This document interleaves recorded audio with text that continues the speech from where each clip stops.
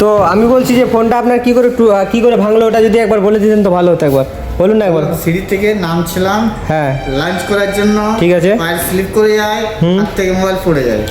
ঠিক আছে। আর ফোনটা আপনি কি চালাতে পারছেন এখন?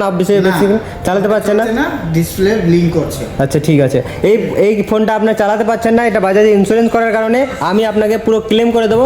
সেই জন্য 2 থেকে 3 দিন আপনার টাইম লাগবে। 3 দিনের মধ্যে আপনার ফুল ক্লেম তাও সার্ভিস সেন্টার থেকে পাঠিয়ে দেবে, ঠিক আছে? Thank you. আপনি দেখুন ভেরিফিকেশন কল আসবে, আপনি কলটা রিসিভ করে নেবেন। তো আমার কাছে এখন একটা ফোন এসেছে Redmi Note 14, যেটা বাজাজ থেকে ফাইন্যান্স করেছিল। তো বেসিক্যালি এই ফোনটার মধ্যে কি হয়েছে বলুন তো? কিছু হয়নি। ফোনটা সিঁড়ি থেকে পড়ে ডিসপ্লেটা জাস্ট ব্লিঙ্ক করছে, যখন কোনো কাজ করছে না জাস্ট ব্লিঙ্ক করছে, তোমরা দেখতে পাচ্ছ। কিন্তু বেসিক্যালি কিছু হয়নি, ড্যামেজ কিছু হয়নি। কিন্তু বাজাজে ইন্স্যুরেন্স করার কারণে কাস্টমার এটা ফুল ক্লেম পাবে, তাও সার্ভিস সেন্টার থেকে লাগিয়ে দেবে Bajaj company free of cost, শুধুমাত্র জিএসটি পে করার পর। এটা আপনি তারপরে দেখাবো যখন পুরো ক্লেম হওয়ার পর ফোনটা পুরো রেডি থাকবে। ছিল ইনি, তো আজ আপনার ফোনটা ক্লেম হয়ে পুরো রেডি করে চলে এসছে, পুরো একদম রেডি।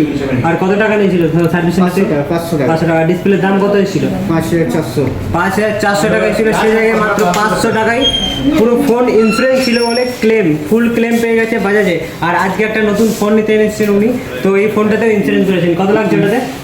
এটা লাগলো ইন্স্যুরেন্স কত নিলাম আমি? টোটাল আপনার 727 টাকা ইন্স্যুরেন্স নিয়ে ফুল গ্যারান্টির সাথে। এটাও 1 বছরের জন্য ফুল গ্যারান্টি আছে, শুধুমাত্র বাজাজ ফাইন্যান্স লিমিটেড।